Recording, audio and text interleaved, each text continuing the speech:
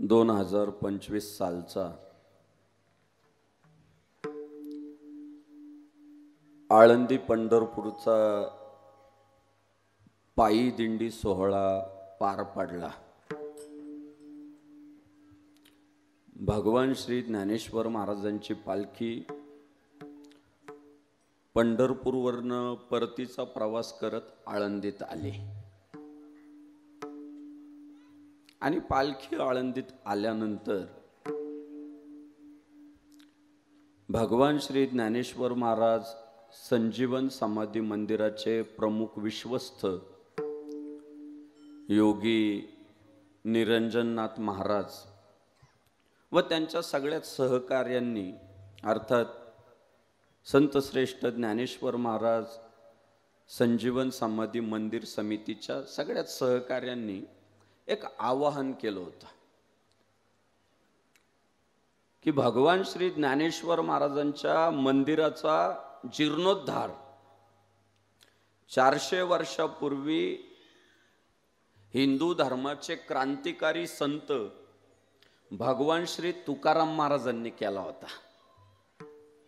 म्हणजे भगवान श्री तुकाराम महाराजांना सुद्धा भगवान श्री ज्ञानेश्वर महाराजांचं महत्व यथायोग्य कळलेलं होतं। त्या काळात भगवान श्री तुकाराम महाराजांनी स्वतःचा पैसा खर्च करून ज्ञानेश्वर महाराजांच्या मंदिराचा जीर्णोद्धार आळंदी क्षेत्री केला। आज मी तिला भगवान श्री ज्ञानेश्वर महाराजांचं, भगवान श्री सिद्धेश्वर महाराजांचं, भोजलिंग काकांचं मंदिर अत्यंत सुंदर आहे, पण एक अडचण अशी होती की भगवान श्री ज्ञानेश्वर महाराज श्रीमंत संत आहे, ऐश्वर्य संपन्न संत आहे, कारण दारातच पिंपळ सोन्याचा आहे। थाप देत चला। जयाची ये द्वारी सोन्याचा पिंपळ अंगी ऐसे बळ रेडा बोले। दारात पिंपळ सोन्याचा आहे, पण अडचण अशी झाली होती मंदिरावर कळस सोन्याचा नव्हता, इतर धातूचा होता।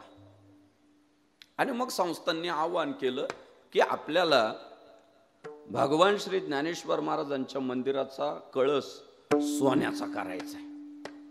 मग प्रश्न पडला किती ग्रॅमचा करायचा, किती तोळ्याचा करायचा।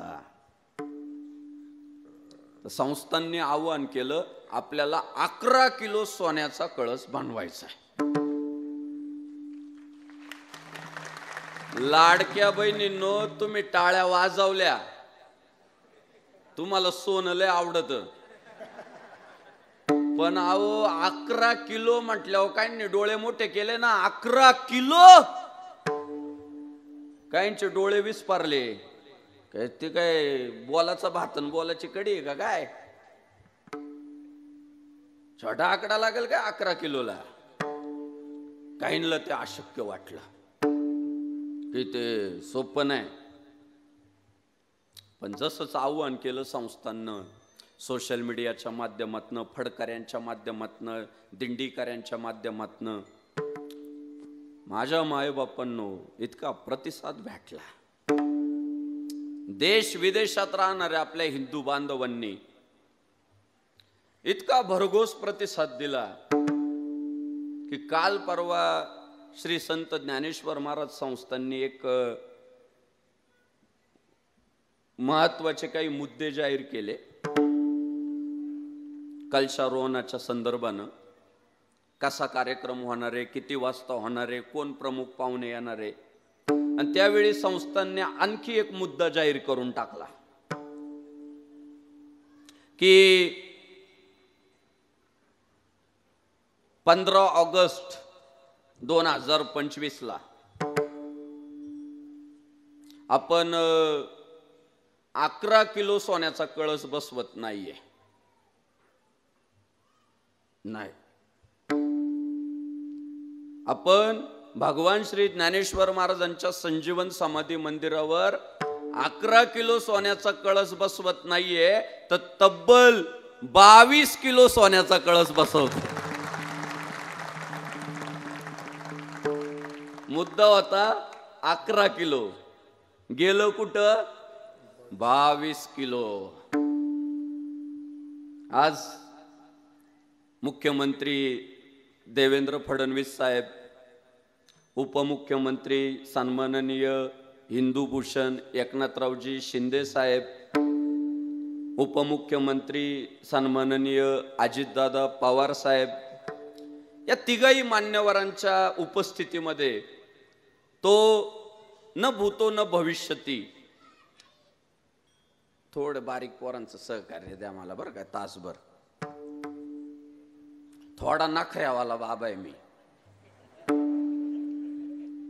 थोडासा आहे माझा प्रॉब्लेम येतो, पण तुमचं लेकरू म्हणून तुम्ही सांभाळून घ्यायचं.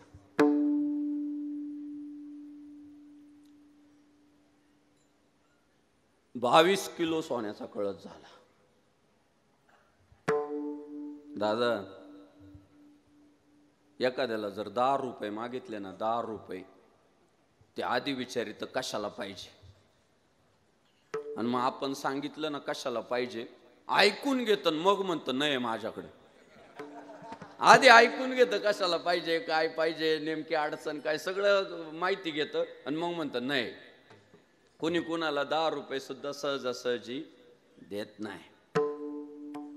पण 11 किलोचा सोन्याचा कळस बनवायचा आपण म्हणतो, आणि कळसासाठी पैसे जमा होता 22 किलोचे.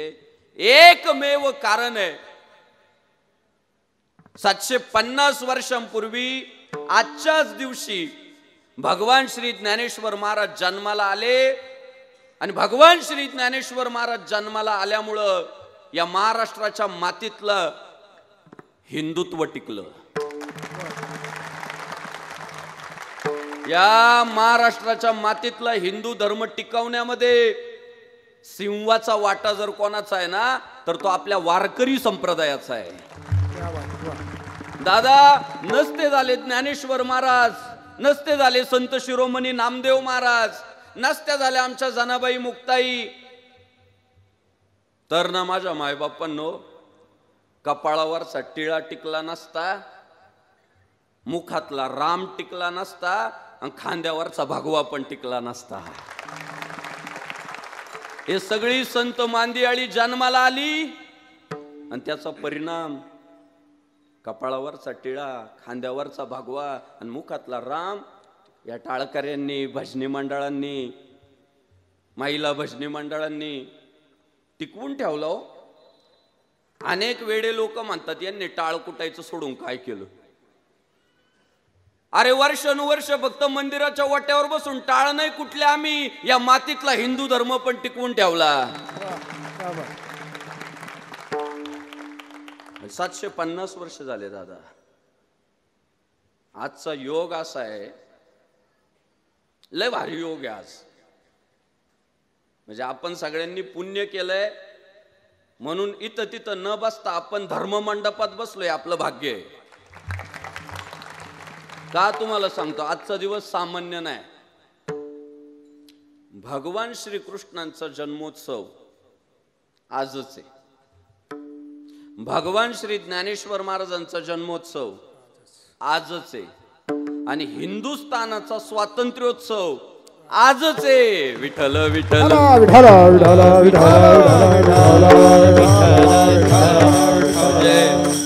काय चांगला योग आज जुळून आलाय. आणि म्हणून सरकारने सुद्धा पुढाकार घेतला. प्रत्येक शाळेमध्ये आज पसायदान म्हणायचंय. प्रत्येक शाळेत, इंग्रजी माध्यमाचे असू द्या, मराठी माध्यमाचे असू द्या, सगळ्या शाळांमध्ये पसायदान म्हणायचंय. मला आनंद वाटला होता की चांगला आजच्या दिवस मांसाहार करायचा नाही आणि मांस विकायचं पण नाही. चांगला मुद्दा येतो, त्याचं स्वागत केलं पाहिजे. आणि मला वाईट या गोष्टीचं वाटतं, जे मांस विकताना ते सुद्धा म्हटले काही हरकत नाही, आजच्या दिवस बंद ठेवू. पण बुडाला आग कोणाच्या लागली माहितीये का? हिंदू विरोधी हिंदूंच्या. ते म्हणतात आम्ही आजच खाणार आहे. ते म्हणतात आज आम्ही खाणार आहे म्हणतात. काय मग शेवटी काय म्हणणार हो, जी त्याची खोड मिळाल्याशिवाय जात नाही. तेवढंच म्हणू शकतो आपण, बाकी काय त्यावर बोलता येणार आहे. अहो एवढा चांगला दिवस आहे, पवित्र दिवस आहे, आणि काही गोष्टी ना थोड्या व्यावहारिक बघत जाओ. आपण प्रत्येक गोष्ट आहे ना आध्यात्मिक अंगानं बघतो.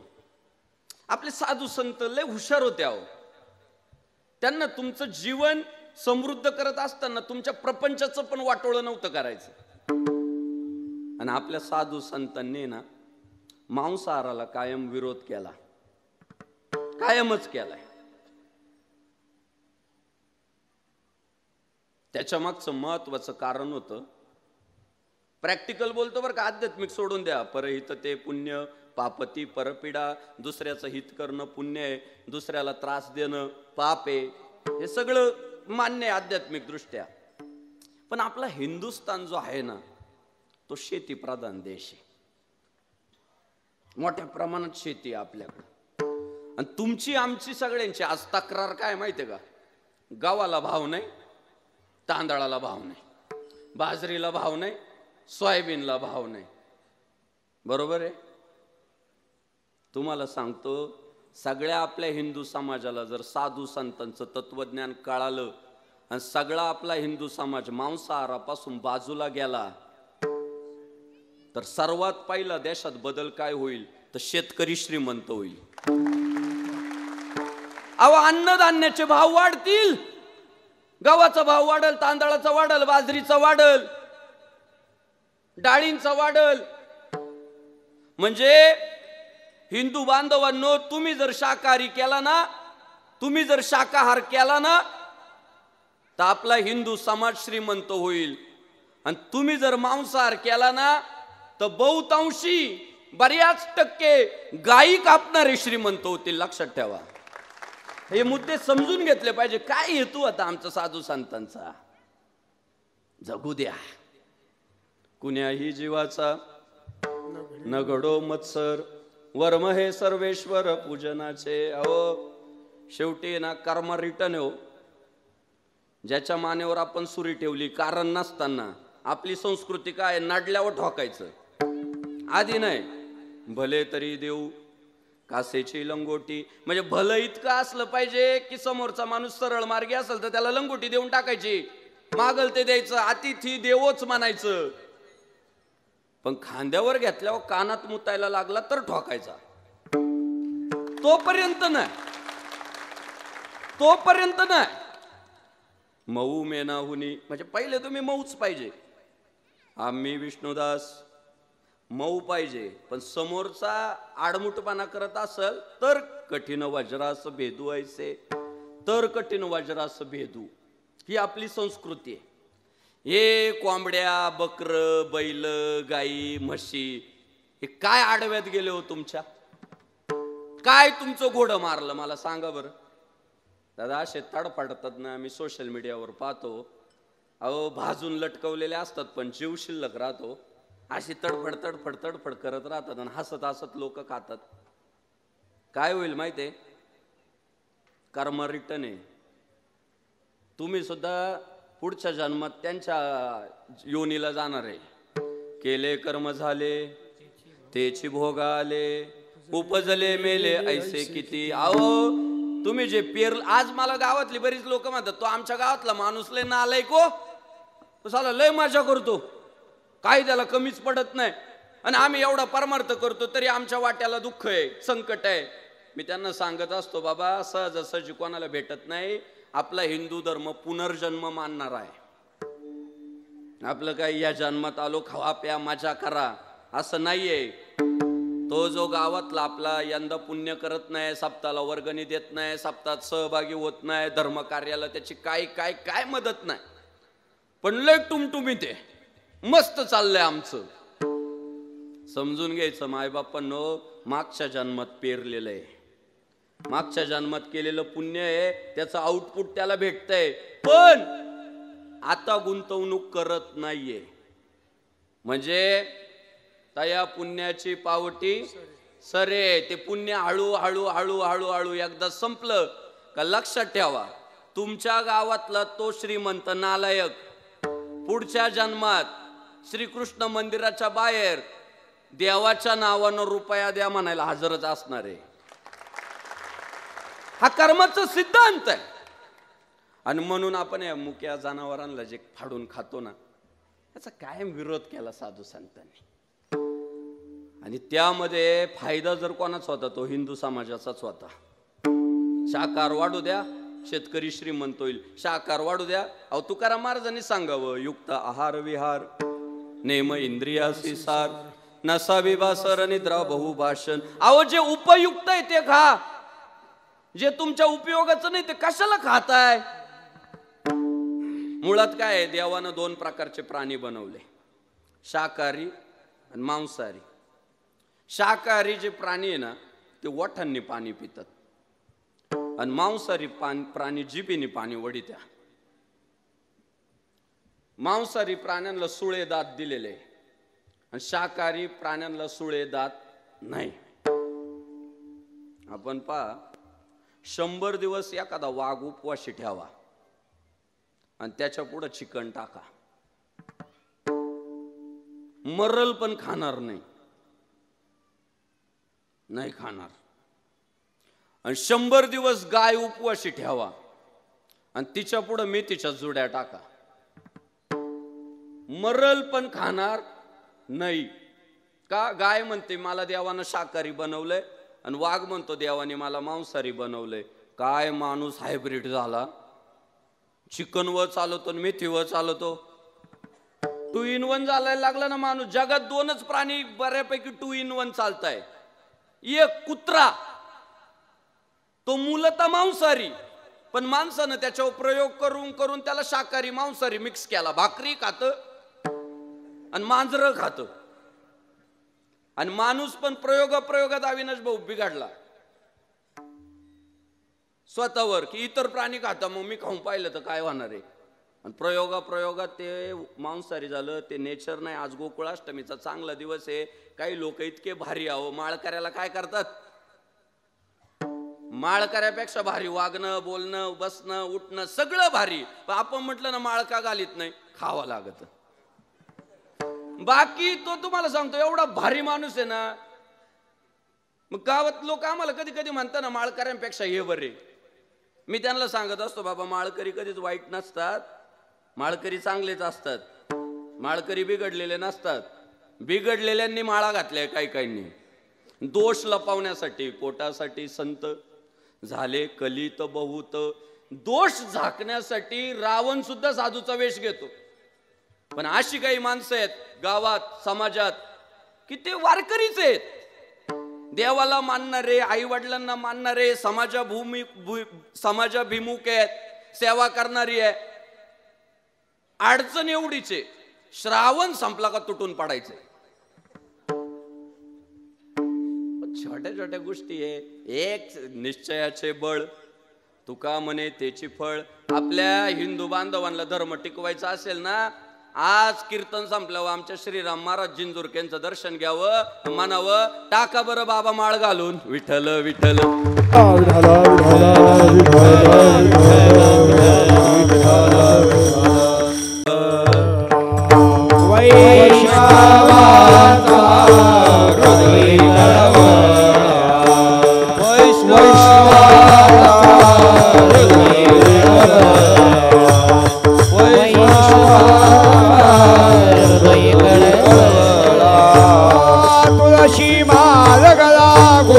चंदन टिळा हृदयी कळवळा वैष्णवाचा, हृदयी कळवळा वैष्णवाचा.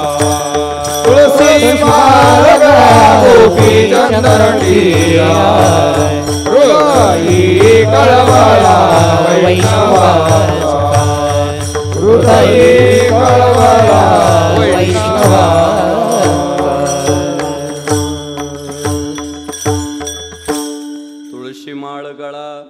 गोपी चंदन टिळा हृदयी कळवळा वैष्णवांचा. अहो निष्पाप जनावर खाणं हा सुसंस्कृतपणा आहे, हा सुशिक्षितपणा आहे. अहो त्याच्यासारखं अज्ञान दुसरं कुठलं नाही, त्याच्यापेक्षा दुसरं अडाणी पण नाही. आम्ही बेंबीच्या देठापासून सांगतो. परवा असंच एका कीर्तनात सांगितलं ताई साहेब, नंतर एक जण भेटायला आलं, तुम्ही काय सांगता मटण खाऊ नका, आमचे पूर्वज खायचे म्हणून आम्ही खातो. परवा कोणीतरी म्हटलं मीडिया समोर आमची परंपरा आहे. अरे असल्या परंपरा असतात. त्याला म्हटलं मान्य आहे बाबा, तुमचे पूर्वज मांस खायचे म्हणून तुम्ही खाता, तुमचे पूर्वज भोंगळे राहायचे.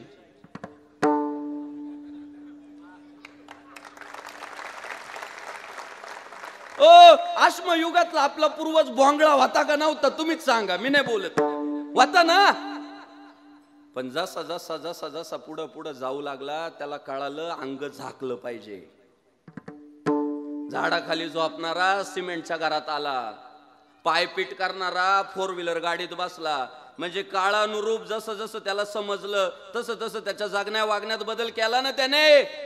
मग खुशाल म्हणतो आमचा पूर्वज खायचा म्हणून आम्ही खातो, पूर्वजावर पाप ढकलितो काय. अहो जसा जसा माणूस प्रगल्भ झाला ना त्याच्या लक्षात आलं की देवानं जन्माला घातलेल्या प्रत्येक जीवाला मरेपर्यंत जगण्याचा अधिकार आहे. आपण त्याला मारणारे कोण नाहीये, त्याने आपल्यावर हल्ला केलेला नाहीये, त्याने आपल्याला त्रास दिलेला नाही, आपण त्याची शिकार करतोय. हे कुठंतरी पाप आहे. आणि माणसं भली भले सेलिब्रिटी व्यक्तिमत्व, उत्सव मूर्ती आजच्या युगामध्ये व्हेजिटेरियन होत आहे, शाकाहारी होत आहे, मांसापासून दूर जात आहे. आणि डॉक्टर म्हटला कोविड बरा व्हावा वाटत असेल तर माळ काढली ना भाऊ. कोविडच्या काळामध्ये मी फिरत होतो, एका मेडिकल मध्ये अंडे होते, अंडे. मी म्हटलं एवढे वाईट दिवस मेडिकल वाल्यांवर, अंडे मेडिकल मध्ये. मी म्हटलं भाऊ हे अंडे का ठेवले, म्हणे बाकी औषधांना तेवढं गिरायक नाही, डॉक्टरने माळ काढायला लागल्यावर मग अंडे आम्हीच देतो. कुठं चाललोय आम्ही, काय होणार आहे यातून, काय साध्य होणार आहे. हळू हळू हळू सकारात्मक बदल झाले आयुष्य. आम्ही काल जसे होतो त्यापेक्षा आज प्रगल्भ झालो. मला प्रत्येक वेळी आपण बरोबर असतो असं नाही, प्रत्येक वेळी आपण चूक असतो असं नाही. पण जेव्हा आपल्याला संत भेटले, मार्ग दावणी गेले आधी दयानिधी संत, त्यावेळेस जाहीर सांगितलं मांस खाता हौस केली वैरी जोडून ठेविला. तुम्हाला आत्ता हौस वाटतीये, चवदार वाटतंय, टेस्टी वाटतंय, पण एक वैरी तुम्ही तुमच्या आयुष्यामध्ये जोडताय. एखाद्या 4 व्हीलर वाल्याने 2 व्हीलर वाल्याला कट मारला ना, तो 2 व्हीलर वर चाललाय, सहज कट मारता येतो. पण लक्षात ठेवायचं, आज तुम्ही 2 व्हीलर वाल्याला कट मारला ना, उद्या डंपरवाला तुमची गाडी तुडावणार म्हणजे तुडावणार. ठरलेलं आहे, कर्माचा सिद्धांतच आहे तो, पेरलेलं उगवणार आहे. आणि म्हणून साधू संतांनी या छोट्या छोट्या गोष्टी मागितल्या. तेवढीच अडचण आहे आमची, बाकी काहीच नाही. सगळं योग्य आहे, सगळं बरोबर आहे. बरं मी काय म्हणतो, मटण खाऊन कोरोना बरा होणार होता तर रेमडेसिवीरची गरज काय होती. अहो काही नाही, अंडे खाल्ले तरी मेले. आणि आमचे वारकरी म्हटले, निष्ठेचे वारकरी मरल म्हटले, पण तुळशीचा काढा करून पेईल, झालो तर झालो बरा, नाही तर देवाचा. आत्ता काल परवा कोणतरी म्हटलं छत्रपती शिवाजी महाराज मांसाहारी होते. लक्षात ठेवा माझ्या मायबापांना, तुमची तळपायाची आग मस्तकाला गेली पाहिजे असले वाक्य ऐकून. छत्रपती शिवाजी महाराज मांसाहारी होते याचा एकही पुरावा अस्तित्वात नाही. पण छत्रपती शिवाजी महाराजांच्या गळ्यात तुळजाभवानीची कवड्याची माळ होती याचे लाखो पुरावे. छत्रपती शिवाजी महाराज कट्टर शिवभक्त होते याचे लाखो पुरावे. छत्रपती शिवाजी महाराज हर हर महादेव गर्जना दिल्यानंतर 12 हत्तीचं बळ संचारत होतं, या गनिमांना कापून काढत होते. इतका महादेवावर विश्वास होता याचे लाखो पुरावे आहेत. पण आज आम्ही आमच्या टिळा लावणाऱ्या, गळ्यात कवड्याच्या माळा घालणाऱ्या, साधू संतांवर प्रेम करणाऱ्या, देवाची भक्ती करणाऱ्या छत्रपती शिवाजी महाराजांना सुद्धा आम्ही काय म्हणतो, ते मटण खात होते. काय वाटत असेल हो महाराजांना, काय वाटत असेल. अहो ते तुकाराम महाराजांची कीर्तन ऐकणारी हो. अहो शिवराय जेव्हा जेव्हा कीर्तनाला जायचे ना, म्हणजे इतके इतके मी जेवढे महापुरुष भेटले आपल्याला, हे साधू संतांचे उपकार आहे. जसा वेळ मिळायचा शिवराय म्हणायचे चला कीर्तनाला तुकाराम महाराजांच्या. बरं धोका इतका होता, पावला पावलावर शत्रू आवासून बसलेला होता की कधी हा शिवबा राजा सापडतो. आपण राजा म्हणतोय, ते सह्याद्रीचा उंदीर म्हणायचे आणि तो पकडायचा आहे. तरी रिस्क घेऊन महाराज म्हणायचे तुकाराम महाराजांचं कीर्तन कुठे आहे. लोहगावला ते एकदा परचक्र वेडा पडला. तुकाराम महाराजांनी देवाचा दावा केला, शिवरायांनी युक्तीचा वापर केला, कसे बसे त्या परचक्र वेड्यातून निसटले तुकोबरायांच्या कृपेनं. पण माझ्या मायबापांनो, माझा मुद्दा असा आहे की त्या काळात एवढी आव्हानं पुढे होती, तरी म्हणायचे कीर्तनाला जायचंय. आजच्या आमच्या तरुणांना काय संकट आहे का नाही, आलो असतो मंडपात पण फायरिंग होईल. तुझ्या कोण करील भाऊ फायरिंग, तू एवढा मोठा माणूस आहे का, कुठं बस ना. पण तरी आमचे पावलं धर्म मंडपाकडे जात नाही, ते येत होते. त्याचं कारण या साधू संतांनी ना, तेची माझे हित करीती सकळ जेने हा गोपाळ.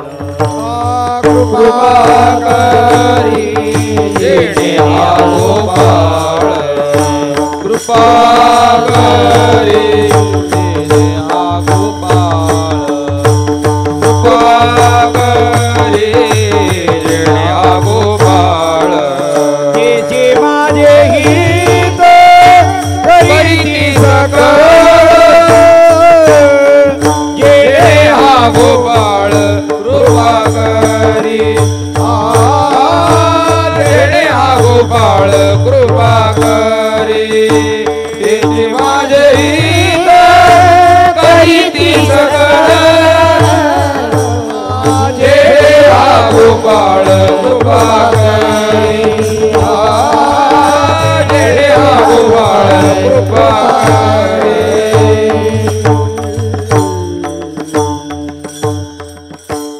तेची माझे हित करीती सकळ जेने हा गोपाळ कृपा करी. तेच म्हणून त्यांना मायबाप म्हटलं, तुम्ही संत माय बाप कृपावंत, कायमी पतित कीर्तिवानू. काय त्यांचं कौतुक करावं, काय त्यांचं वर्णन करावं, एवढं आपल्याला दिलं.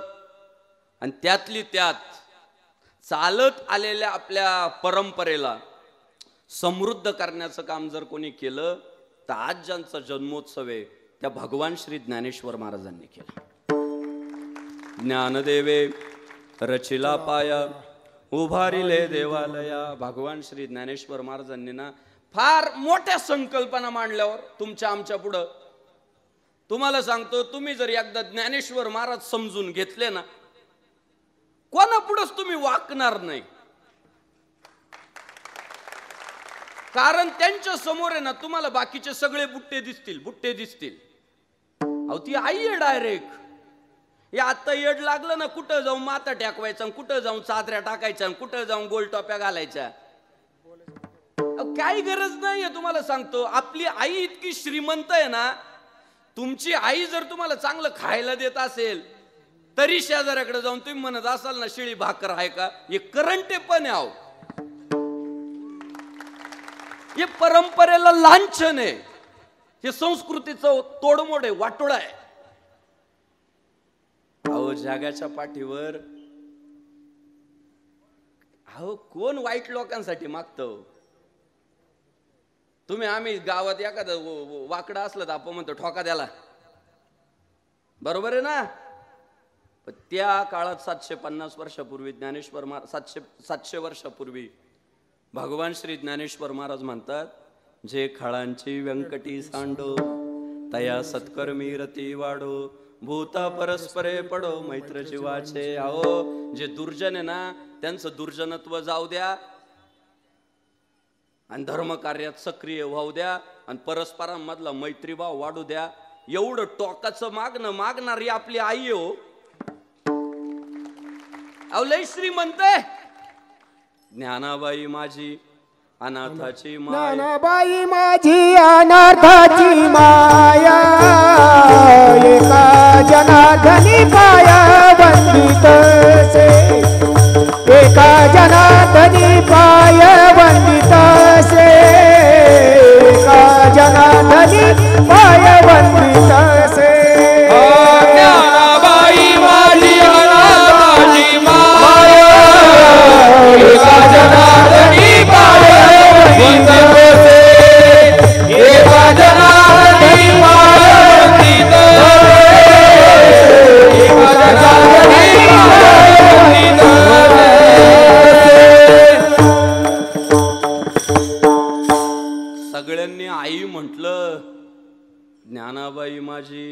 अनाथाची माय एका जनार्दनी पाय वंदितसे. अहो तुम्ही गावात किती मोठं काम करा, लोक तुम्हाला दादा म्हणतील, तात्या म्हणतील, अण्णा म्हणतील, भाऊराव म्हणतील, तात्याराव म्हणतील, आई म्हणतील का? आई शब्द जगातला सगळ्यात महागडा शब्द आई आहे. त्याच्यासाठी 9 महिने 9 दिवस कळ काढावी लागते, तेव्हा कोणतरी आपल्याला आई म्हणतं. काय माता मावल्यांनो, अहो इतका अस्मितावाचक शब्द आहे. कशी असू दे आपली, काळी निळी पिवळी बारीक जाड, पण पोरं आपल्याच आईला आई म्हणतात. शेजारची बाई किती देखणी असली तरी तिला आई म्हणतात का? लय देखणी असली तर आंटी म्हणतात, पण आई नाही, आई नाही. आणि भगवान श्री ज्ञानेश्वर महाराजांना आई म्हटलं गेलं. दुरितांचे तिमिर जाओ. थोडं थोडं असं सरकता का जरा, आम्ही आज पावल्या कमी खेळतो थोड्या.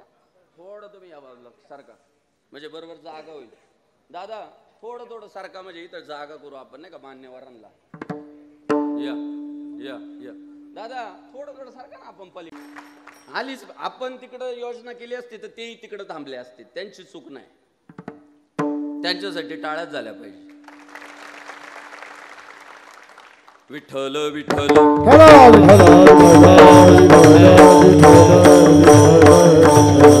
कुंडलिक वरदा श्री ज्ञानदेव रामचंद्र गोपाल कृष्ण पंढरीनाथ. दुरितांचे तिमिर जावो, विश्व स्वधर्म सूर्य पाहो. जो जे वांछील तो ते लाहो प्राणी जात. अहो हा हिंदू धर्माचा प्रकाश इतका दैदिप्यमान आहे, इतका तेजस्वी आहे, ओजस्वी आहे. भगवान श्री ज्ञानेश्वर महाराज म्हणतात, हा धर्म फक्त हिंदुस्थानापुरता मर्यादित राहता कामा नये, तर माझ्या स्वधर्म रूपी सूर्याचा प्रकाश जगाच्या कानाकोपऱ्यात पडला पाहिजे. आणि जो जे वांछील तो ते लावो म्हटले, ज्याला जे पाहिजे ते त्याला मिळालं पाहिजे. हे जगण्याचं स्वातंत्र्य पहिल्यांदा कोणी दिलं? ज्ञानेश्वर महाराजांनी दिलं. हे 2025 मध्ये आपल्याला जे चांगले दिवस पाहायला भेटतात ना, ज्याला जे आवडतं ते करता येतं. सांबाराचं पोरग म्हटलं ना मला शेती करायची, करता येते. सांबाराचं पोरग म्हटलं ना मला सैन्यात जायचं, जाता येतं. नाव्याचं पोरग म्हटलं ना मला निवडणूक लढवायची, लढवता येते. मराठ्याचं पोरग म्हटलं ना देवळात जाऊन मला देवाला अभिषेक घालायचाय, देवाला कपडे घालायचे, नारदाच्या गादीवर उभं राहून लोकांना तत्वज्ञान सांगायचंय, सांगता येतं. ज्याला जे काम आवडतं ते त्याला 2025 मध्ये करता येतं. हे करता आलं पाहिजे म्हणून सर्वात मोठे प्रयत्न महाराष्ट्रात कोणी केले? ज्ञानेश्वर महाराजांनी केले. न पाहे याती कुळाचा विचार, भक्त करुणा कर ज्ञानाबाई. अहो खऱ्या अर्थानं लोकशाहीची ना पायाभरणी केली त्यांनी. आणि त्याच विचारांनी पुढे छत्रपती शिवाजी महाराज म्हणतात, रयतेचं राज्य, की मी मालक नाहीये. इथला माणूस सर्वसामान्य माझ्या स्वराज्यात राहणारा प्रत्येकाला स्वराज्य वाटलं पाहिजे, माझं राज्य. तुम्ही बघा जिथं आदिलशहाचं वातावरण होतं, राज्य होतं, त्याला आदिलशाही म्हणायचे. जिकडं कुतुबशहाचं साम्राज्य होतं त्याला कुतुबशाही म्हणायचे. जिकडं निजामाचं साम्राज्य होतं त्याला निजामशाही म्हणायचे. पण महाराष्ट्राच्या मातीत पहिली क्रांती छत्रपती शिवाजी महाराजांनी केली की आता शिवरायाचं जेवढं साम्राज्य आहे त्याला लोकांनी शिवशाही म्हणायचं नाही तर स्वराज्य म्हणायचं. माझं राज्य. अहो ही लोकशाही होती हो, हे स्वातंत्र्य होतं साहेब. हे प्रत्येक माणसाला दिलेला सन्मान होता. आणि हे नंतरच्या काळात जन्माला आलेले सगळे महापुरुष, छत्रपती शिवाजी महाराज असू द्या, ज्ञानेश्वर महाराजांच्या नंतरचे भगवान श्री तुकाराम महाराज असू द्या, क्रांतिकारी संत, पुण्यश्लोक अहिल्यादेवी होळकर असू द्या, लोकशाहीर अण्णाभाऊ साठे असू द्या, महात्मा ज्योतिराव फुले असू द्या, भारतरत्न डॉक्टर बाबासाहेब आंबेडकर असू द्या, या सगळ्या महापुरुषांनी कोणाची चळवळ पुढे नेली माहितीये का? ज्ञानेश्वर महाराजांची चळवळ पुढे नेली. की समता प्रस्थापित झाली पाहिजे. प्रत्येकाला सारखा न्याय भेटला पाहिजे, कोण लहान कोण मोठा असता कामा नये, ही भूमिका ज्ञानेश्वर महाराजांची होती. आणि या भारतरत्न डॉक्टर बाबासाहेब आंबेडकर एका ठिकाणी म्हणाले होते की आजपर्यंत जेवढे पुस्तकं छापले गेले, रचले गेले, सगळे समुद्रात बुडाले तरी मला दुःख होणार नाही म्हटले. फक्त या महाराष्ट्राच्या मातीत ज्ञानेश्वर महाराजांची ज्ञानेश्वरी आणि भगवान श्री तुकाराम महाराजांची गाथा टिकली ना, महाराष्ट्राला धोका नाही. हे विश्वची माझे घर, ऐसी मती जयाची स्थिर, किंबहुना चराचर आपण झाला. अहो ज्ञानेश्वर महाराजांनी ना तुम्हाला आम्हाला सांभाळलंच. ते नसते झाले ना तर धर्म नव्हता टिकत हो. कीर्तनात रामरावण भागीरथी राहिलीच नसती, सगळे भाभीन मिया झाले असते. कायची कीर्तन. आज तुम्ही बघा बांगलादेशाची काय परिस्थिती आहे, पश्चिम बंगालमध्ये काय परिस्थिती आहे. पण महाराष्ट्रावर ते दिवस आले नाही. एकमेव कारण आहे, ज्ञानोबा तुकोबांसारखे संत आणि शिवराय शंभूराजांसारखे योद्धे या मातीत जन्माला आले. मी फार अभ्यासपूर्ण बोलतोय, टाळ्या घ्यायसाठी वाक्य देणारा बाबा नाही मी. हा पण काहींना असं वाटतं काही बोलायचं टाळ्या घ्यायच्या. तुम्ही इतिहास अभ्यासा. महाराष्ट्रावर जे परकीय आक्रमण सुरू झाली दादा, ती 12व्या शतकामध्ये झाली. तिकडून गजनी जो देवगिरीकडून आला ते 12व्या शतकातलं सगळं कांड आहे. आणि भगवान श्री ज्ञानेश्वर महाराजांचा कार्यकाळ सुद्धा 12व्या शतकातला आहे. बघा बर का किती देशाची कशी काळजी घेतली, विशेषतः महाराष्ट्राची कशी काळजी घेतली. त्यांच्या लक्षात आलं की आतापर्यंत आपण आपल्या आपल्यात भांडत होतो, पण 4 दिवसांनी विसरून जात होतो. पण आता महाराष्ट्रावरचं संकट मोठं आहे. आता हे जे परकीय घुसखोर शिरताय, परधर्मीय आक्रमण करते शिरताय, हे धर्मच खाणार आहे. आणि धर्म खाल्ला तर माणूस संपणार आहे, माणुसकी संपणार आहे, विचार संपणार आहे. लोक म्हणतात सर्व धर्म समभाव, सर्व धर्म समभाव. या जगातलं सर्वात मोठं खोटं वाक्य माझ्या मायबापांनो, सर्व धर्म समभाव हे जगातलं सर्वात मोठं खोटं वाक्य आहे. सर्व धर्म समभाव जर अस्तित्वात असता तर जगाच्या पाठीवर एकच धर्म असता आणि त्या धर्माचं नाव आहे हिंदू धर्म. पण विचार बदलले म्हणून धर्म बदलले. धर्म कशाच्या आधारावर उभा राहतो? विचारांच्या आधारावर उभा राहतो. सांगू, सर्व धर्म समभाव मानता ना तुम्ही, मानता ना? तुमच्या हिंदू धर्मामध्ये आईला जितकी किंमत आहे ना तितकीच गाईला किंमत आहे गोठ्यातल्या, आहे ना? माझ्या हिंदू बांधवांनो, तुम्ही जर 10 भाकरी केल्या ना घरात, लहान पोराला द्यायच्या अगोदर सुद्धा आहे ना पहिली भाकर तुम्ही गाईला देतात. बरोबर? ही तुमच्या धर्माची संस्कृती आहे. गावो विश्वस्य मातर एरवी तरी कृषीजीने गोधने राखोनी वर्तने. आमची शेती आम्हाला सांभाळायची असेल, आमचा धर्म आम्हाला टिकवायचा असेल तर आम्हाला गाईचं संगोपन करावं लागेल. 10 भाकरी केल्या तर तुम्ही 1 भाकर गाईला देतात, तुमचा हिंदू धर्म. आणि याच हिंदुस्थानात राहून, याच हिंदू बांधवांच्या आधारे आपली उपजीविका चालवून काही समाज कंटक जिहादी प्रवृत्तीचे लोक भाकरी सोबत गाय खातात. आणि आम्ही त्यांना विचारलं, अरे असं का वागतात? ते म्हणतात आमच्या धर्माने सांगितलंय. हाय सर्व धर्म समभाव. एक धर्म वेगळं सांगतोय, एक धर्म वेगळं सांगतोय. ते म्हणतात आमच्या धर्माने सांगितलंय.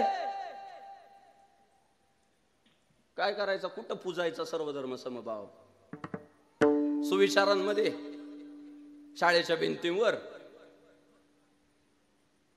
आणि मग ज्ञानेश्वर महाराजांच्या लक्षात आलं, हे परकीय परधर्मीय जर शिरले आणि इथले विचार जर संपवले, ती मंदिरं पाडून माजरी उभ्या करतायत, कळस तोडताय, देवळांचे गायी कापताय, आया बहिणींच्या आबरू लुटताय, आणि ही सगळी घुसखोर इकडं येत आहे. पण घरातले अडचणी ना आपल्या. हे बघा, तुमच्या गावावर जेव्हा एखादं संकट येणार आहे बाहेरून, तेव्हा पहिलं गावात जर तयारी काय करावी लागते, तर गावकऱ्यांना संघटित करावं लागतं. परवा जुन्नर तालुक्यामध्ये काही लोक मला भेटायला आली होती, बेल्ला परिसरातली. म्हटले आमचा श्री रंगनाथ स्वामी महाराजांचा परिसर आहे, फार मोठे संत झाले रंगनाथ स्वामी महाराज, आणि त्या परिसरात कला केंद्र होतंय. कला केंद्र माहितीये, जामखेड पॅटर्न आपली जातात का तिकडं? ते कला केंद्र व्हायला लागलं. म्हटले काय केलं पाहिजे? म्हटले महाराज, म्हटलं ते कला केंद्र घालवण्यासाठी संग्राम बापू भांडारेला तिथं यायची गरज नाही. तुमच्या गावातला विद्यमान पक्ष सत्तेवर असणारा आणि तुमच्या गावातला विरोधी पक्ष सत्ताधाऱ्यांना विरोध करणारा, दोघं एकत्र या. पंतप्रधान जरी म्हटला कला केंद्र तिथं करायचं तरी होणार नाही. कारण गाव करील ते राव करू शकत नाही हो, पण त्याच्यासाठी गाव एकत्र यावं लागत भाऊ. अडचणी अशा आहे, विरोधक सप्ताह जरी भरवायचा म्हटला ना तरी लोक म्हणतात टाळ कुठून काय होणार आहे विरोधक. मग याला वाटलं राव सप्ताहाला विरोध झाला, जरा संग्राम बापू भांडारे पाटील नको दुसरी पाटील बोलू. दुसरी एक आमची पाटील फेमस आहे, ते म्हटलं मग तुम्हाला संग्राम बापू भांडारे पाटील नकोय, मी दुसरी पाटील आणतो, तिला प्रतिसाद चांगला भेटेल. गावकरी म्हटले पोरांची डोकी खराब करायची काय, तरुण पिढी बिघडवायची आहे का? मुद्दा काय आहे, जेव्हा विरोधच करायचा म्हटलं ना, तो सप्ताह भरवायला निघाला तरी विरोध आहे, आणि तो नाच गाण्यांचा कार्यक्रम भरवायला निघाला तरी विरोध आहे. विरोधाला सुद्धा एक मर्यादा पाहिजे. विरोधी पक्ष कशासाठी आहे? जे चुकीचं चाललंय ते थांबवण्यासाठी आहे. बरोबर, पण बंदच पाडायचं.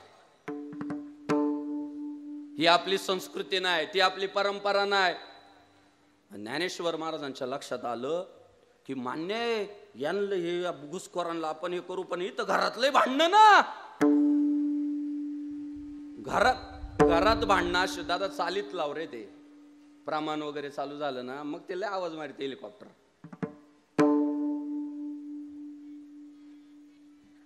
मध्ये भजन वगैरे चालू झालं ना, प्रमाण आलं पहिलं, नेहमी लक्षात ठेवायचं. सप्ताहात सभेत चालतं,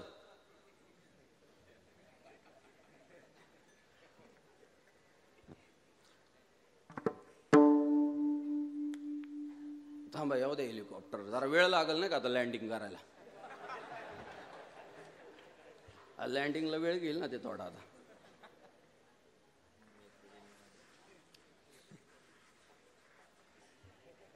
ते मी जेवढं टायमिंग घालवेल तेवढं तो याच्यात कमी होईल बरं का भाऊ. ते जय श्रीराम. लय पोरं जीव काढतात महाराज. काय ते म्हणजे फक्त धर्म घराघरात पोचावा. या पोरांना लय मार्केट आहे दादा. यांनी एखादं न्यूज चॅनल चालू केलं ना, गावात कोणी कोणाला मारलं, कोणी काय केलं, कोणी चोरी केली, लाखो रुपये मिळवतात. पण फक्त आमचा हिंदू धर्म घराघरात पोचावा म्हणून कीर्तनकारांची बोलणे खातात. ती लय उदत्त येतोय त्याच्या मागे काही. मग आम्हाला वैतागून जातात, जाय तो इकडे येतच नाही परत. मी न्यूज चॅनलच चालू करतो, तो त्याला असं बोलला, सकाळी तो ते बोलला. घरात अडचणी अशा होत्या की दिसायला आपण एकत्र दिसत होतो, पण असताना विभागलेलो होतो. कोण म्हणायचं आम्ही ब्राह्मण आहे, कोण म्हणायचं आम्ही क्षत्रिय आहे, कोण म्हणायचं आम्ही वैश्य आहे, कोण म्हणायचं आम्ही शूद्र आहे. 4 वर्ण झाले, विभागले. माणसं एकत्रच, पण गट पडलेले त्यांच्यात. बरं, त्या 4 गटांमध्ये पुन्हा गट होते.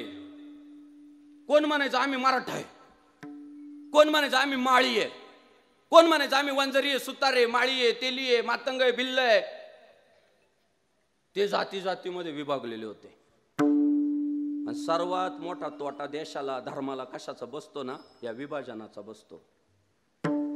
मी बोलत नाही हा दादा, हे आज लय बोलायची गरज आहे, कोणच तुम्हाला सांगणार नाही. प्रत्येक जण गोड गोड बोलून जाईल तुम्ही म्हणाल तसं.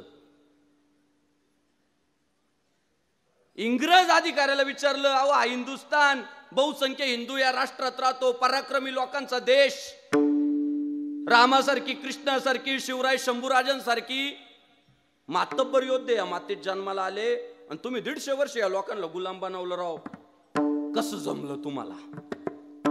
त्या इंग्रज अधिकाऱ्याचं उत्तर आहे, आम्हाला कळालं होतं की आम्ही यांना ताकदीने हरवू शकत नाही, यांची ताकद आमच्यापेक्षा जास्त आहे, आम्ही यांना बुद्धी कौशल्याने हरवू शकत नाही, बुद्धिमत्तेने आमच्या पुढे जगाला शून्य या हिंदुस्थानानं दिलाय,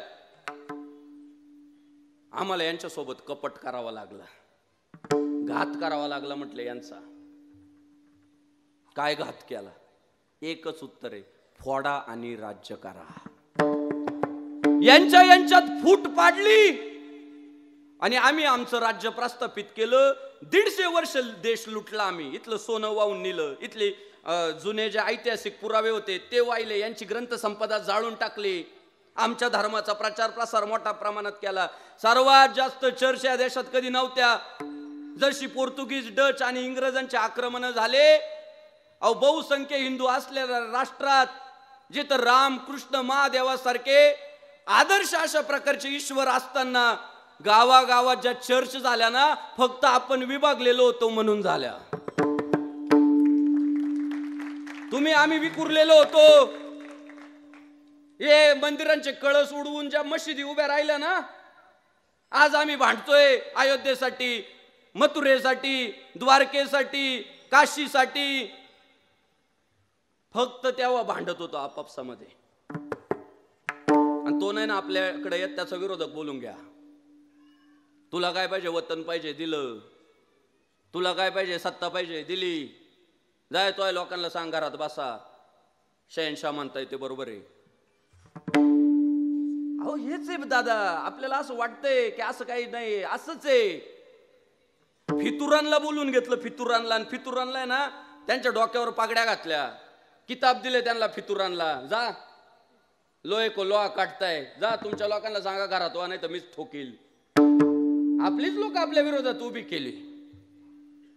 आणि दादा भगवान श्री ज्ञानेश्वर महाराजांच्या लक्षात आलं हे फार मोठं संकट आहे. आणि पहिल्यांदा भगवान श्री ज्ञानेश्वर महाराजांनी आव्हान केलं,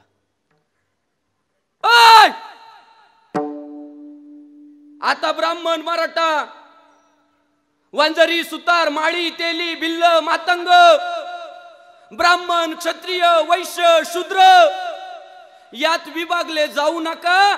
सगळ्यांना एकत्र यायचं असेल तर भगव्या झेंड्याखाली एकत्र या. आणि दादा माझी ये जीवीची आवडी, पंढरपुरा नेईन गुढी, संकल्पना काय मांडली? आता भगवी पताका घ्यायची आणि पंढरीकडे निघायचं. आणि काय यारे यारे लहान थोर याती भलती नारी नर, करावा विचार न लगे चिंता कवनासी, सकलांसी येथे आहे अधिकार, कलियुगी उद्धार. कलियुगी उद्धार, हरे नामे कलियुगी उद्धार, हरे नामे कलियुगी उद्धार. सकलासी येथे आहे अधिकार, सकलासी येथे आहे अधिकार, आहे अधिकार, सकलासी आहे अधिकार. कलियुगी उद्धार, हरी नामे कलियुगी उद्धार, हरी नामे कलियुगी उद्धार, हरी नामे कलियुगी उद्धार, हरी नामे.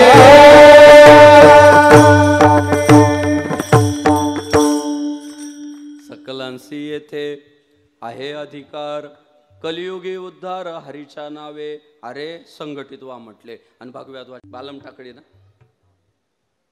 ऐका आपण किती मोठे आईचे लेकर, एवढं फक्त ऐका. फक्त बालम टाकळी मधनं जेव्हा तुम्ही पिशवी आणि वळकुटी उचलतात, वारी करण्यासाठी जायचंय, कोणाला त्र्यंबकेश्वरला जायचंय, कोणाला शेगावला जायचंय, कोणाला मराठवाड्यातून जाणाऱ्या दिंड्यांमध्ये जायचंय, कोणाला आळंदीतनं जायचंय, पण सगळ्या दिंड्यामधला नियम सारखा आहे. बालम टाकळीतून तुम्ही पिशवी उचलताना तेव्हा तुमची ओळख वेगळी राहते. कोण सरपंच असतो, कोण उपसरपंच असतो, कोण उद्योगपती असतो, कोण नोकरदार असतो, कोण मराठा असतो, कोण माळी असतो, कोण वंजारी असतो, कोण तिली असतो. माता भगिनींनो, कोण अंगणवाडीची शिक्षिका असते, कोण बचत गटाची अध्यक्ष असते, कोण ग्रामपंचायतीची सदस्य असते, कोण ब्युटी पार्लरवाली असते. पण इथून जाताना तुमची ओळख वेगवेगळी आहे. पण एकदा आळंदीत नेऊन तुम्ही तुमची पिशवीन वळकुटी ठेवली ना, ना सरपंच सरपंच राहतो, ना वांजारी वांजारी राहतो, ना मराठा मराठा राहतो, ना सुतार सुतार राहतो, ना अंगणवाडीची शिक्षिका अंगणवाडीची शिक्षक राहते, ना ब्युटी पार्लरवाली मॅडम राहते. तो 16 तुम्हाला एकच ओळख देतो. आणि ती ओळख जर काय असते ना, त्या ओळखीचं नाव माऊली आहे. माऊली माऊली करतो तो 16 तुम्हाला. आणि एकदा त्या 16ने तुम्हाला माऊली केलं ना, मग तुम्ही विचार नाही करत मी ओपन आहे का ओबीसी आहे. मग तुम्ही म्हणत नाही आता मी इथं कोणत्या कॅटेगरीत बसतोय, काय करतोय, काय काय नाही. तिथं एकच नियम लागू होतो, ते माझे सोयरे सज्जन सांगाती, पाया आठविते विठोबाचे. संत किती पुढे गेले सांगू. या जगातला सगळ्यात महागडा शब्द आहे सोयरे. 2025 मध्ये तुम्ही एखाद्या धर्मात नसणाऱ्या माणसाला, अहंकारी माणसाला म्हणा की रस्त्यावर बसलेल्या त्या सर्वसामान्य माणसाला सोयरा म्हण, तो हरिपाठ करतो. तो ना ए नीट बोल, त्याला कसं सोयरा म्हणाल मी म्हणतो ना. शेकडो वर्षापूर्वी आमचे संत म्हटले, तुमचा पाहुणा रावळा लाख तुमच्या रक्ताचा आहे, तुमच्या कुळाचा आहे, पण घरावच लिहायचं बाकी रावणाचं घर. अहो निव्वळ बेवडा आहे तो, काय कामाचा तो सोयरा. संत म्हटले नियम बदला. आता जे कपाळाला टिळा लावतील, गळ्यात माळ घालतील आणि हातात भगवा ध्वज घेतील ना, ते आमचे सोयरे. ते माझे सोयरे सज्जन सांगाती, पाया आठविते विठोबाचे. ही संकल्पना आणली आणि लाखो भगवे झेंडे आपल्याला दिसले. ती वारी अशी तशी नाही दादा. ते परकीय आक्रमण करते जेव्हा शिरकाव करत होते ना, माऊलींनी दाखवून दिलं, तुम्हाला वाटत असेल आम्ही विभागलेलोय, पण परकीय आक्रमण करत्यांनो आम्ही विभागलेलो नाहीये, आम्ही भगव्या ध्वजाच्या मागे चालणार आहे. बघा तुम्ही आज 2025 मध्ये 365 दिवसामध्ये तुम्हाला लाखो भगवे झेंडे जर एकाच दिवशी पाहायचे असतील तर एकमेव पर्याय पंढरपुराकडे जाणाऱ्या दिंड्या. पुन्हा वर्षभर तुम्हाला लाखो भगवे झेंडे दिसणारच नाही. मग वारकऱ्यांना मी तेच सांगतोय की तुम्ही म्हटलं पाहिजे खरे हिंदुत्ववादी आम्ही आहे. हे म्हणतात आपल्याला काय करायचं, आपल्याला सगळे सारखे. अरे सगळे सारखे मानणारा नाही आपला संप्रदाय. निष्ठावंत भाव, भक्ताचा स्वधर्म, निर्धार हे वर्म चुकू नये, पतिव्रते जैसा भ्रातार प्रमाण, आम्हा नारायण. कोणीतरी म्हटलंच की धर्मांतरण करा, आमचा धर्म लय भारी आहे, किताब भेटल, शेत्या भेटतील, घोडे भेटतील. हे म्हटले अरे येड्यांनो, पतिव्रतेला जसा तिचा नवरा सर्वस्व असतो ना, तसा आम्हाला आमचा राम सर्वस्व आहे. हा निष्ठावंतांचा आपला संप्रदाय हो. हिंदुत्वाचं श्रेय आपण घ्या. आणि जा काही वर्ष माग कपाळात टिळ्यावाले भक्त वारकरी होते ना, त्यांनी तो टिकावला, त्यांनी तो जोपासला आणि त्यांच्याच घरात या भगव्या टोप्या जन्माला आल्या. पुढं आज नाही घातलेल्या, पण बहुतांशी भगव्या टोप्यावालेचे आज असतातच. भाग एक आहे इकडं माझ्या कीर्तनाला भगव्या टोप्यावाले लय राहतात. आणि मी सांगत असतो ही पांढरी टोपी जी आहे ना ती ज्ञानोबा तुकोबांची आहे. आणि ही भगवी टोपी जी आहे ना ती शिवबाराजे शंभूराजांची. त्या पांढऱ्या टोपीनं पांढऱ्या फेट्यानं लेखणी चालवली, लेखणी. आणि या भगव्या टोपीनं भगव्या पागड्यानं तलवार चालवली. दोन्हींचं पण काम सारखं आहे. आणि धर्म टिकवायचा असेल ना मंडपात पांढरी टोपी पाहिजे आणि भगवी टोपी पाहिजे. विठ्ठल विठ्ठल.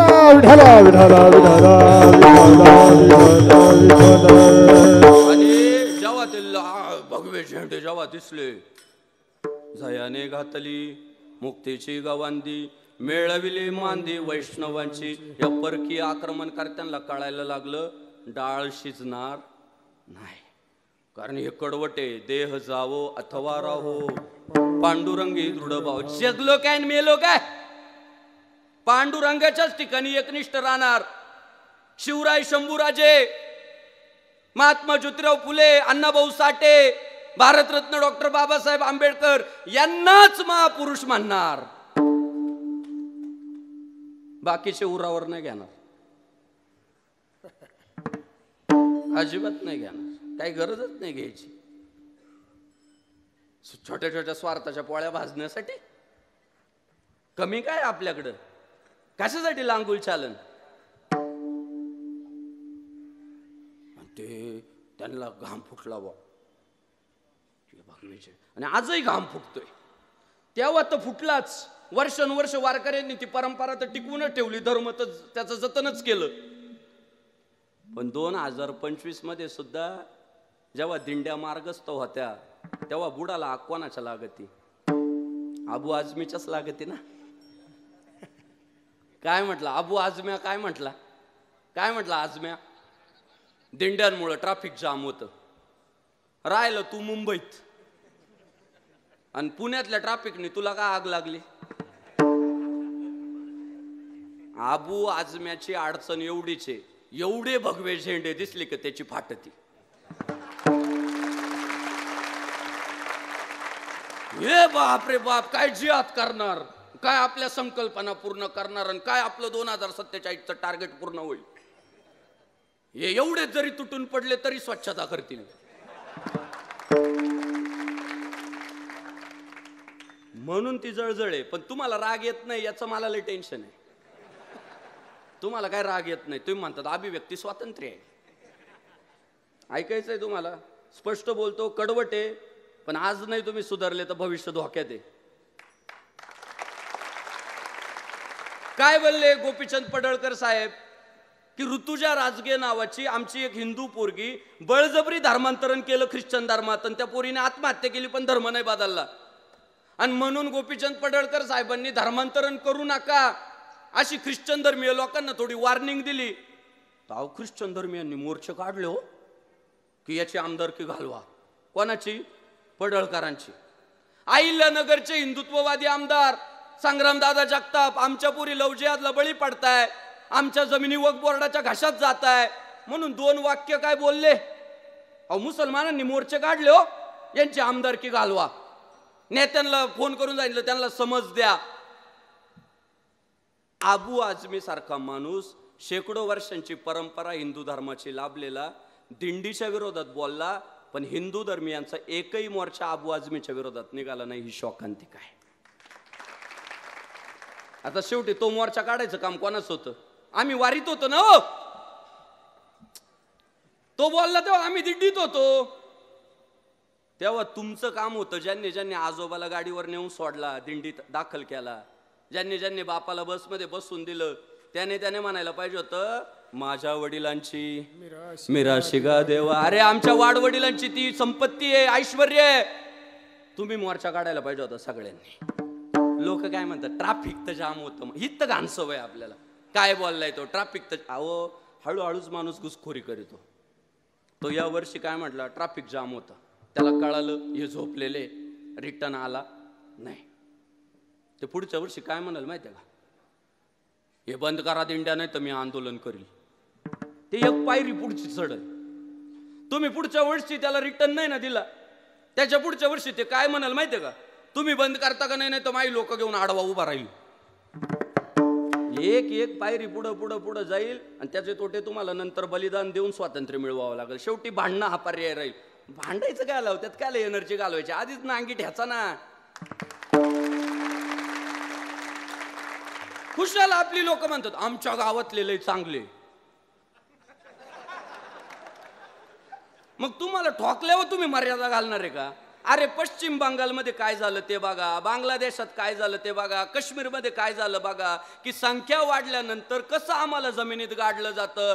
देशभरातले जगभरातले अनुभव काय आहे? एक पाहता एकाची दहने सावध त्या गुणे.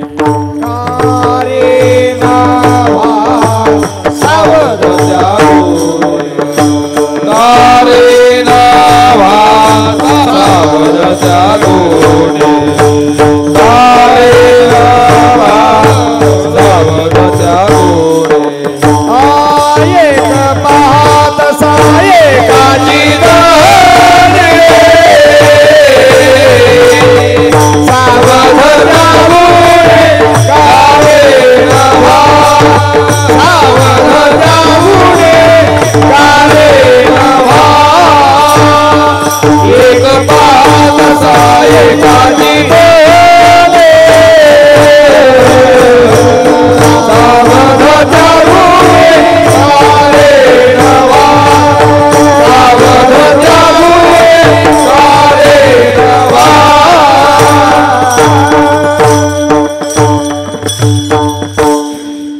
एक पाहता एकाची दहने सावध त्या गुन्हे कारे नवा. समोरचा जाळताना दिसला का शिल्लक राहिलेल्याने सावध झालं पाहिजे. अय बाबा, जे मेलं ते सगळं इथंच सोडून गेलं.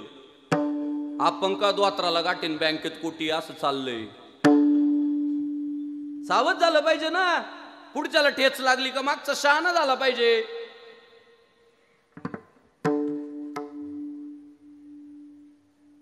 काय झालं शेवगाव मध्ये? का भगवान श्री राम शंभूराजांच्या जयंती उत्सव होता. डाळे साहेब का बरं दगडफेक झाली असेल? तुम्ही सखोल अभ्यास करा. संख्या वाढली, बाकी काहीच त्याचं उत्तर नाही. संख्या वाढली. तुमच्या मिरवणुकीवर हल्ले झाले का? संभाजीनगर मध्ये आमचा युट्यूबर एखादा फिरतो आणि फळ विकणाऱ्या एखाद्याला म्हणतो संभाजीनगरला जाणारा रस्ता कोणता आहे? तो म्हणतो कोणतं संभाजीनगर? तिकडं औरंगाबाद आहे. का म्हणतो माहितीये? त्याला माहितीये माझ्या गावात माझ्या लोकांची संख्या जास्त आहे. जरी कागदोपत्री संभाजीनगर झालं असेल, मी औरंगाबादच म्हणणार. मग हे सगळं पाहिल्यानंतर वाडी वस्तीतला गावातला आपला समाज जागा नको व्हायला? कोण करणार आहे जागा? आता निवडणूक आल्यावर सगळे गोड गोड बोलतील बाई. सगळे सर सगट सबका साथ सबका विकास. ते तोपेच्या तोंडावर आहे ना, तुम्हाला आम्हाला जावं लागणार आहे. साधू संत त्या काळात गेले, ते जाहीर सांगून टाकलं, काय माय गेली होती भूतापाशी, हरिनये मुखासी अरे मुठा. एवढा थोर धर्म आहे हा. हरी हरी म्हण. नसल तू म्हणत तर मग डाऊट आहे म्हटले. मला बरेच पोरं म्हणतात की आपल्या हिंदू धर्मात आलेलेच लोक हिंदू धर्माच्या विरोधात का बोलतात, हिंदूंच्याच विरोधात षडयंत्र का करतात. मी त्यांना सांगत असतो, आडनाव फक्त हिंदू आहे. वर्षानुवर्ष परकीय आक्रमण करते या मातीत राहिले आणि ते रात्री फक्त झोपा नव्हते काढत.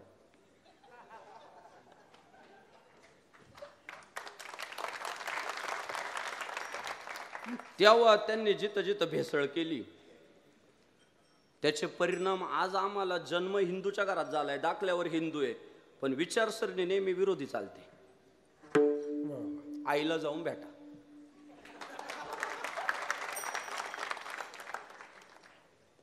शुद्ध बीजापोटी फळे रसाळ गोमटी. एक तुम्हाला जाता जाता सांगून जातो, छत्रपती शिवाजी महाराज शंभूराज, भारतरत्न डॉक्टर बाबासाहेब आंबेडकर, पुण्यश्लोक अहिल्यादेवी होळकर, ज्ञानोबारायांपासून तुकोबारायांपर्यंतचे सगळे संत यांचं नाव घेतल्यानंतर तुमची छाती अभिमानानं फुगत असेल त्यांच्यासाठी बलिदान द्यायची जर तुमची तयारी असेल तर अभिमानानं स्वतःलाच सांगायचं, शरीरात आलेला रक्ताचा थेंब आणि थेंब फक्त हिंदूचा आहे, फक्त हिंदूचा आहे, हे खात्रीशीरच आहे. बीज बोये बबूल का आम का से खाय, लावलेली जर बाबुळे तर आंबे खातील काय? अहो शिवरायांना विरोध करणारी आपल्यातच काय, शंभूराजांना, ज्ञानोबा तुकोबांना, भारतरत्न डॉक्टर बाबासाहेब आंबेडकरांना, लोकशाहीर अण्णाभाऊ साठेंना आपल्यातलीच आहे. आणि ती सगळी परंपरा मोडीत जर कोणी काढली, ज्ञानेश्वर महाराज, अवघाचे संसार, अवघा म्हणजे सगळे सगळे, अवघाची संसार सुखाचा करीन, आनंदे भरीन तिन्ही लोक. आणि त्या भगवान श्री ज्ञानेश्वर महाराजांच्या कष्टाला फळ आलं दादा. आज गावागावातला हरिपाठ चालू आहे, गावागावातला काकडा चालू आहे. आपला राम जो शिल्लक राहिला ना, तो ज्ञानोबरायांमुळे शिल्लक राहिला.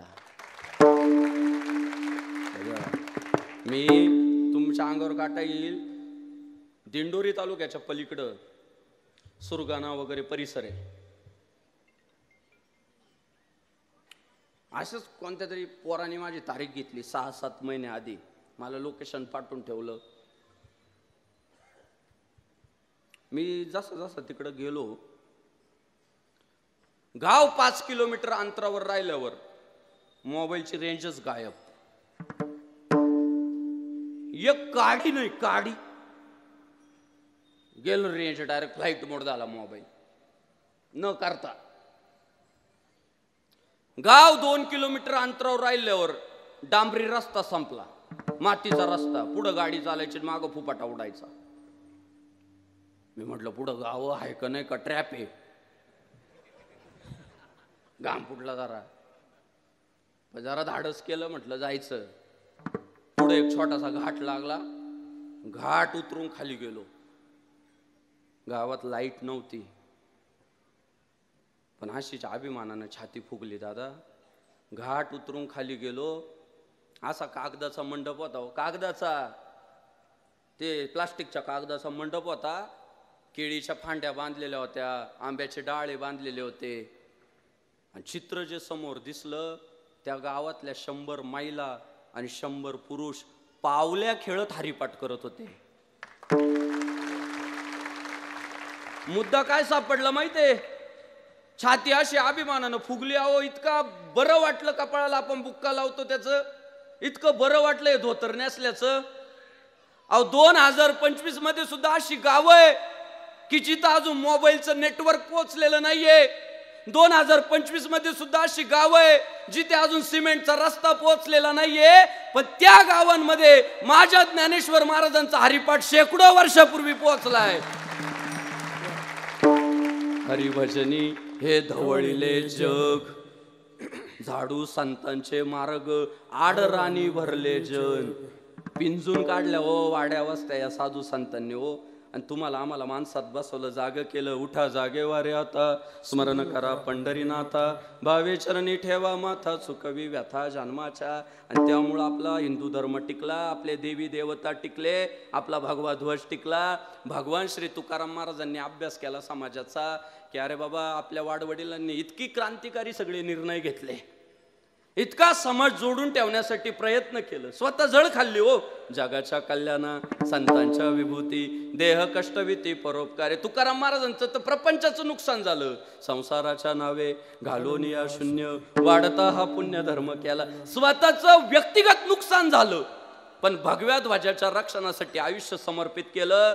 आज जेव्हा समाजाकडे पाहिलं, छोट्या छोट्या स्वार्थांसाठी, छोट्या छोट्या फायद्यांसाठी भगव्या ध्वजापासून लांब जातात आणि व्यक्तिगत स्वार्थासाठी नको ते स्वतःच्याच धर्माबद्दल बोलतात, स्वतःच्याच माणसांबद्दल बोलतात. वाईट वाटलं आणि सगळ्या समाजाला हात जोडून विनंती केली पहिल्या चरणात, एका साय करू, एका साय करू, एका साय करू, एका साय करू, एका साय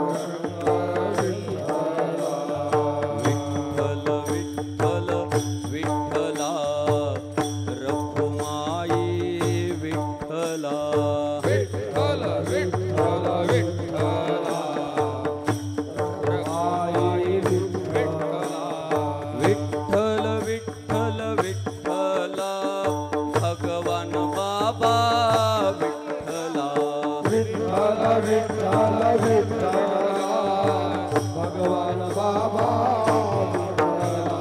विठ्ठल विठ्ठल विठ्ठला भीमसिंह बाबा विठ्ठला विठ्ठल विठ्ठल विठ्ठला जब मेरे राम जी का आवन होगा शबरी की कुटिया का पावन होगा टाळी माय बाप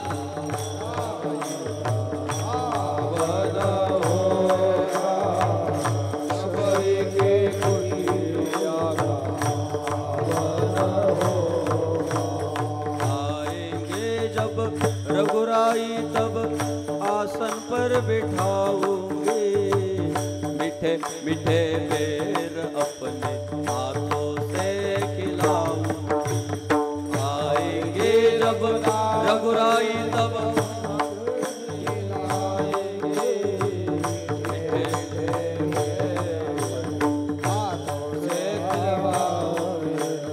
रघुपति राघव राजा राम पतित पावन सीताराम रघुपति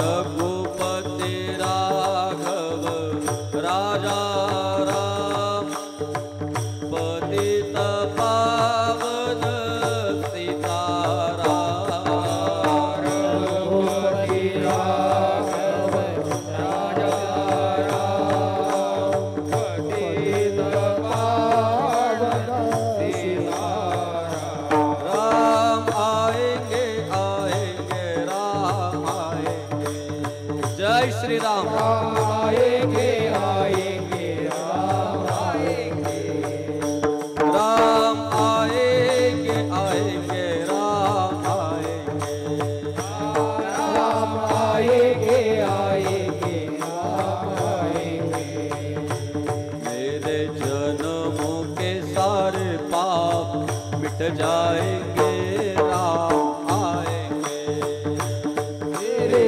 जन्मों के साथ सारे मिट जाएंगे राम आएंगे हरे राम राम राम हरे हरे हरे कृष्ण कृष्ण कृष्ण हरे हरे हरे राम राम राम हरे हरे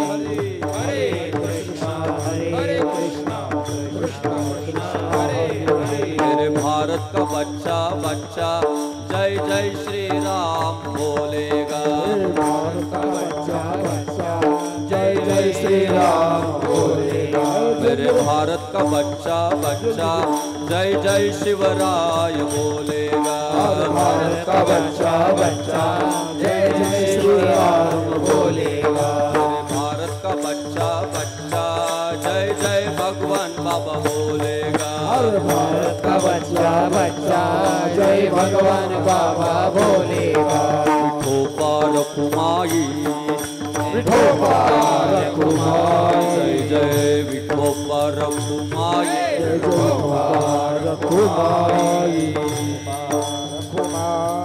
विठोबा रखुमाई विठोबा रखुमाई विठोबा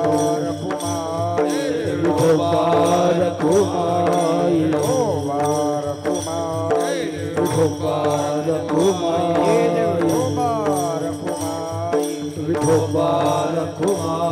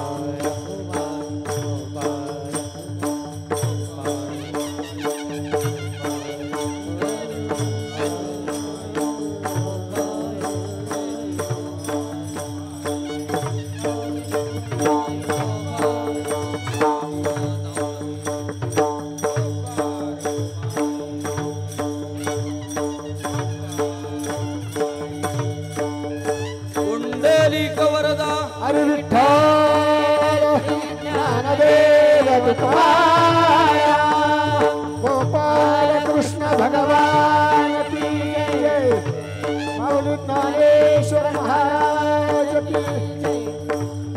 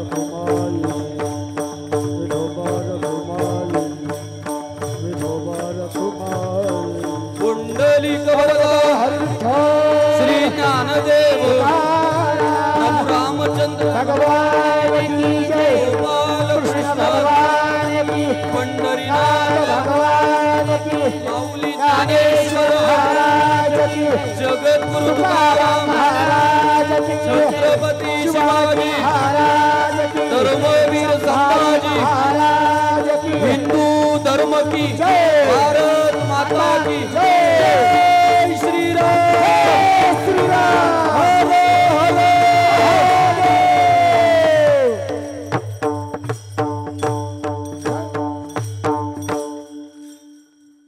जय श्री राम या बसा साहेब लोक बसा बस एक एका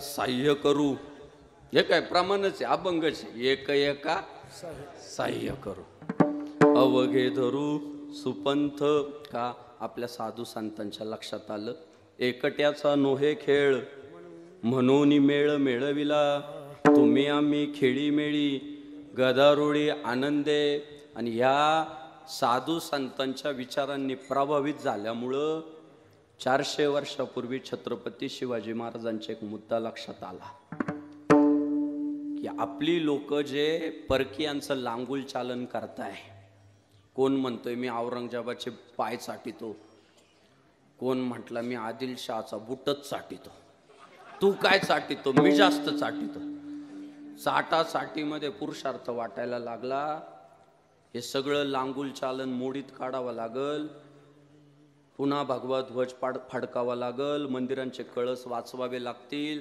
गोमाता वाचवावा लागल, लाडक्या बहिणी वाचवाव्या लागतील. आणि मग मात्र अभ्यास केल्यानंतर साधू संतांचं तत्वज्ञान कळालं की या हिंदुस्थानाच्या मातीत, विशेषतः महाराष्ट्राच्या मातीत एक जात हिंदू धर्माचं रक्षण करू शकत नाही. एक जात भगव्या ध्वजाचं रक्षण करू शकत नाही. आणि मग मोहीम काय राबवली माहिती आहे? ब्राह्मणाचा बाजी सोबत घेतला, मराठ्याचा यसाजी सोबत घेतला, न्हाव्याचा शिवा काशीत सोबत घेतला, रामोशी समाजाचा बैरची नाईक सोबत घेतला, 18 पगड जाती 12 बलुतेदार पोरांना एकत्र घेतलं आणि मग या मुघलांच्या छाताडात भगवा रावला. सगळ्यांना सोबत घेतलं आणि मग आक्रमणकर्त्यांना पुरून उरलो आपण दादा. म्हणून मुद्दा एवढाच आहे की कालही तेच समाज होता, आजही तोच समाज आणि उद्याही तोच समाज असणार आहे. आपल्याला आपल्या वाडवडिलांनी जे केलं ना, येथ वडील जे करीती तया नाम धर्म ठेवीती, तेच पुढच्या काळात करावं लागल. काही विघ्न संतोषी लोक तुमच्या आमच्यात फूट पाडण्यासाठी पुढं आलेलेच आहे, तत्पर आहेत. मी छोटं तुम्हाला सांगतो, एकदम छोटं. पटलं तर परत बोलवा, नाही तर जय श्रीराम. मला लय तारखा आहे, लय तारखा आहे, लय. मी फोन उचलीत नाही, यांना माहिती आहे, पोरांना माहिती, सगळ्या सहकार्यांना माहिती आहे. मला घ्यायलाच येतात डायरेक्ट. चला वा,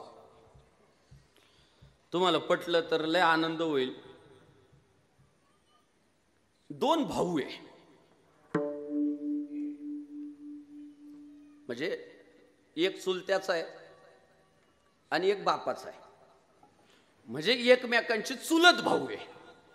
ऐका बरं का. आता पण काय झालं, एकत्र शिकले, एका बेंचवर बसले, वाढले, सगळ्या एकमेकांच्या खाचा खोचा माहिती आहे, कधी कोण कोणत्या ढाब्यावर राहतो एकमेकांना पक्क माहिती आहे. पुढच्या काळामध्ये वाटण्या झाल्या, व्यावहारिक प्रॉपर्टीच्या वाटण्या होतातच, कोणाच्या नाही होत. आणि वाटणी विषय असा आहे, कुणी करू द्या, कोणाला तरी झुकतं माप जातच. वाटणीचा हा नियमच आहे, सारखी वाटणी होत नाही. थोडंफार इकडं तिकडं होणार म्हणजे होणार. तुम्ही पेरू वाटा नाही तर जमीन वाटा, सारखा वाटा होत नाही. आणि नेमकी वाटणी वर खाली झाली. दोन्हींच्या बायका म्हटल्या कोर्टात जायचं. असं नाही, हा अन्याय. गेले ना कोर्टात. हा कोर्टात गेला, मला कमी भेटलंय. तो कोर्टात गेला, कशाच कमी भेटलंय, बरोबर भेटलंय. दोघांची वकील लावले. झाली कोर्टात ती केस रनिंग झाली. यांना तारखा पाडायला लागल्या. डबा घेऊन जाऊन बसतात कोर्टात. लाज पण वाटत नाही की आपण कोर्टात खातो.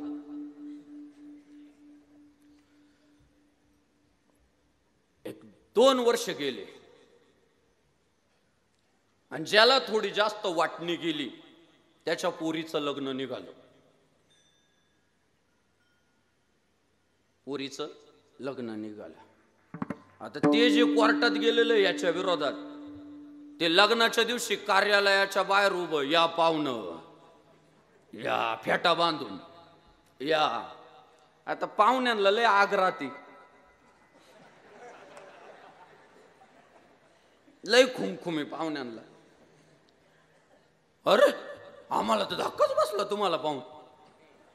तो म्हटलं काय झालं? म्हणे अहो तुमच्या पुतणीचं लग्न, तुमचं तर कोर्टात वाद चालू आहे, भांडणं चालू आहे कोर्टात, तुम्ही लढताय एकमेकांच्या विरोधात. आम्हाला वाटलं तुम्ही इकडं फिरकणार नाही, तुम्ही तर हात जोडायला उभे. आणि ते लग्नाची गंमत अशी दादा, तुमच्या बाहेर किती ओळखा असू द्या, येणाऱ्या पाहुण्यांना हात जोडायला भाऊबंद लागत. हो हे भाऊबंद लय अवघड जागेवरचं दुख नाही साहेब. ते दुसरं तुम्ही आमदार उभा करा, खासदार उभा करा, लय श्रीमंत उभा करा, लोक म्हणतात भाऊके कुठे आहे, हे केले काय उभे आमच्या स्वागताला. सॉरी. त्याचं उत्तर ऐका. तो म्हटला, पाहुणे आम्ही दोघं भाऊ आहे एकमेकांचे, आम्ही एकमेकांच्या सुखदुःखात जाणं आमचं कर्तव्य आहे. कोर्टात भांडण चालू राहील, पण आज आम्हाला दोघांना एकत्र येणं गरजेचं आहे म्हणून मी आलो. गोष्ट संपली नाही. ते लग्न पार पाडलं, कोर्टात केस चालू आहे, पण याच्या मनात एक जागा तयार झाली की जाऊ द्या बाबा, लढतंय आपल्या विरोधात पण आपली लाज राखली. आलं. काय दुर्दैव, 2च महिने गेले हो, आणि ते पलीकडचं जे होतं त्याचा बाप मेला. मेला बाप, आता बाप मरतोच ना, मेला. तशीच बातमी कळाली, अरे चुलता गेला. आणि तेच होतं बरं का सगळं, वकील न्यामायला, कोणता वकील भारी आहे, फी कमी घेतो पण जिंकूनच देतो, ते होतं ते म्हातारं. दुसरं दुखणं सांगतो, किती तुमच्या ओळख्या असू द्या, ते खांदा द्यायला भावकीच लागते. बघा, नरेंद्र मोदी साहेबांची आई गेली, ठरवलं असतं ना 4 राज्यांचे 4 मुख्यमंत्री खांदा द्यायला चालले असते. आपलं तर अख्खं मंत्रिमंडळ पळत गेलं असतं.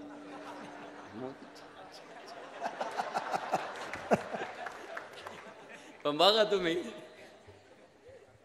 ज्यांनी खांदे दिले ना ती सगळी मोदीजींची भावकी होती. त्यांची नावं माहित नाही, ते प्रवाहात पण नाही, काय नाही, पण तो मान भावकीचा आहे. ते खांदा द्यायला गेलं. पाहुण्या रावळ्यांना काय आग, एवढं दुःखद वातावरण आहे, कोणी कोणाशी बोलाना, सगळ्यांना वाईट वाटतंय, तरी एक खुमखुमे आलेलं आलं, जवळ चालायला लागलं. त्याच्या धक्काच बसला मला. आता हा म्हटला, वय झालं होतं, काला धक्का नाही, त्याचा नाही हो, तुम्ही खांदा द्यायला आले त्याचा धक्का बसला. अरे येड्या, काय धक्का बसतो, मा चुलता आहे तो, उद्या आमच्या घरातलं गेल्यावर खांदा द्यायला त्यालाच यावं लागणार आहे. झाला मुद्दा क्लिअर. आपल्या हिंदू धर्मात सुद्धा काहीतरी कमी जास्त झालेलं आहे, यात वादच नाही, मान्य आहे. कोर्टात जाऊ, चालू राहतील तारखा. सगळ्यात श्रेष्ठ संविधान आहे, सगळ्यात श्रेष्ठ कायदा आहे. मालेगाव बॉम्बस्फोटामध्ये भले भले साधू अडकवले होते, वर्षानुवर्ष तुरुंगात राहिले, पण कोर्ट इतकं प्रामाणिक आहे, काल परवा निकाल देऊन टाकला. साध्वी प्रज्ञा सिंह आणि इतर कोणाचाही मालेगाव बॉम्बस्फोटामध्ये सुई इतका पण वाटा नाही. दिला ना कोर्टानं निकाल. अजून एक बॉम्बस्फोट झाला होता रेल्वेचा मुंबईत, त्याच्यात काही जिहाद्यांची नावं लावली होती. कोर्टानं ते सुद्धा सांगितलं, निर्दोष सोडले. माहिती आहे, रेल्वे आपली पोरं म्हणताय परत आता अपील करायचंय वगैरे, ते पण म्हणताय प्रज्ञा सिंह करायचंय अपील, करा. कोर्टानं निकाल दिला नाही, म्हणजे कोर्ट प्रामाणिक आहे. मग मी काय म्हणतो, काय आपल्यातलं थोडं फार असेल ना, कोर्टात चालेल ना हो. शेवटी संविधान श्रेष्ठ आहे, कायदा श्रेष्ठ आहे. जेव्हा विषय हिंदू धर्माचा येईल, भगव्या ध्वजाचा येईल, शिवराय शंभूराजांचा येईल, ज्ञानोबा तुकोबांचा येईल, आम्ही हिंदू म्हणून सगळे एकत्र आहे. एवढं जर यशस्वी झालं ना दादा, भगवान बाबांनी 100 वर्षापूर्वी जे पेरलं ना ते उगवलं म्हणावं लागेल. त्यांची जी अपेक्षा होती ना, हे चालू करण्यामाग हाच हेतू होता की संघटित राहा, भांडू नका. मी माझ्या हिंदुत्ववादी सगळ्या पोरांना सांगतो, दादा कोणी जात जात करीत आला ना त्याला जा म्हणायचं, जा. आणि कोण धर्म धर्म करीत आला ना, हिंदू धर्म घरात ये म्हणायचं. जो धर्म घेऊन येईल त्याला घरात घ्या, आणि जो जात घेऊन येईल त्याला जा म्हणा, पण सगळ्यांना जा म्हणा बरं का. एकालाच तोपेच्या तोंडावर देऊ नका. सगळ्यांनीच आपापल्या नेत्यांना, आपापल्या मार्गदर्शकांना सांगितलं पाहिजे, तुम्हाला काय समाजासाठी करायचं ते कोर्टात जाऊन करा. समाजामध्ये विष कालवू नका. मी मागच्या वेळी म्हणालो होतो की ज्या ज्या राजकीय नेत्यांनी जातीयवादी विधानं केले आणि हिंदू धर्मामध्ये फूट पाडण्याचा प्रयत्न केला, अशी विधानं ज्यांची व्हायरल झाली त्या सगळ्यांना घरी बसवा अशी विनंती केली होती मी. का की देशातल्या प्रत्येक नेत्याला कळालं पाहिजे की आता महाराष्ट्रात जातीचं राजकारण चालणार नाही, इथे भगव्या ध्वजाखाली माणसं एकत्र आले. मी स्वतःला जर हे बघा, एकाला कोणाला तरी दोषी ठरवायचं नाही, प्रत्येकाने आपापल्या घरच्यांना सांगायचं हे जातीय वाचक नको बा, आम्हाला धर्माचं काय असेल सांग, ज्ञानोबा तुकोबांचं काय असेल सांग. खटनट यावे शुद्ध होऊन या जावे, तुका म्हणे नाही जाती सवे काम, ज्याचे मुखी नाम तोची धन्य. अहो इतका मोठा विचार आहे आपला. कबीर मोमीन लतीफ मुसलमान, सेना न्हावी जान विष्णुदास. अहो हे कबीर महाराज लतीफ महाराज परधर्मात जन्माला आले, पण आपल्या सनातन संस्कृतीच्या इतके प्रेमात पडले, कपाळाला टिळा लावला, गळ्यात माळा घातल्या, आयुष्यभर रामकृष्णारी जप केला, मंदिरं बांधले आपण त्यांचे. मला कोणतरी मगाशी म्हणालं की आमच्या सप्ताहाला एका परधर्मी आपल्या सहकार्याने 25,000 वर्गणी दिली. मी म्हटलं वा वा वा, फक्त गाळ्यात माळ घालून टाका, त्यांचा सत्कारच करू. अहो लई आपण लई मोठ्या मनाची आहो, फक्त आहे ना रीतसर या. कबीरदास महाराज इकडे, शेख मोहम्मद महाराज श्रीगोंद्याला, त्यांचं आपल्याला घर वापसी करायची, त्यांची रीतसरच करायची, कागदोपत्री एकदम पद्धतशीर, गरज आहे त्याची. कारण काय आलं, शेख मोहम्मद महाराज जे होते ते आपल्या परंपरेच्या इतके प्रेमात पडले, त्यांनी संजीवन समाधी घेतली. आणि त्यांची पत्नी इतकी धार्मिक होती अण्णा, की ती सुद्धा म्हटली माझा पती समाधी घेतोय, तिने सुद्धा संजीवन समाधी घेतली. दोघांच्या संजीवन समाधी आहे श्रीगोंद्यात. पण तिसऱ्या चौथ्या पिढीत थोडासा पोरांची वृत्ती बिघडली, त्यांनी वक्फ बोर्डाला नोंद लावली त्या प्रॉपर्टीची आणि म्हटली समाधी वगैरे नाही, दर्गा आहे म्हटले आमच्या पूर्वजांचा, आणि गेली ना प्रॉपर्टी वक्फ बोर्डाच्या घशात. आपली लोक पारायण करताय. योग संग्रामचे त्यांनी लिहिलेला ग्रंथ आहे. मग आता मी काय म्हणतोय की हे जे आपले असे आहे शेख मोहम्मद महाराजांसारखे खरोखर प्रेम करतात, ते प्रामाणिकच आहे. फक्त त्यांनी पुढच्या पिढ्यांवर चुकीचा संदेश नको जायला, पुढच्या पिढ्या बिघडू नये म्हणून रीतसर त्यांची घर वापसी झाली पाहिजे. पद्धतशीर आपण अनेक लोकांची करतोय आता, खूप आनंदाने नांदताय. मला तर इतक्या मुली येऊन भेटताय की बापू काय या धर्मामध्ये स्त्रीला पूज्यत्व दिलंय, काय सन्मान दिलाय. आम्हाला फार या धर्माबद्दल अभिमान वाटतो की महिलांना सारखा न्याय या धर्मामध्ये भेटतो. म्हणजे आपली ते वैशिष्ट्य आहे आणि त्यासाठी या सगळे मिळून आपण करू. हे बघा, आपण व्यक्ती द्वेष करणारी माणसं नाही, आपण प्रवृत्तीचा द्वेष करणारी माणसं आहे. आणि त्यामुळं रामाचे जर झाले ना तर लय आनंद आहे. अहो झाले, अहो साई बाबा द्वारकामाई नाव ठेवलं, जिथं राहत होते तिथं उत्सव कोणता सुरू केला, रामनवमीचा. आज देशातल्या श्रीमंत देवस्थानांपैकी साईबाबांचं देवस्थान आहे शिर्डीचं, जे हिंदू समाजामुळे श्रीमंत झालं. लय मोठ्या मनाचे आहो, प्रेमातच पडत आहे डायरेक्ट पुढचं. आमच्याबद्दल गैरसमजच जास्त आहे. लय मोठं म्हणू, फक्त प्रामाणिकपणा पाहिजे. दाखवायचे दात वेगळे, खायचे वेगळे नको. एका ही मोहीम चालवा. 18 पगड जाती 12 बलुतेदार सगळ्या पोरांनी. हे बघा, मी जेव्हा स्वतःला हिंदू म्हणतो तेव्हा मी बौद्ध पण आहे.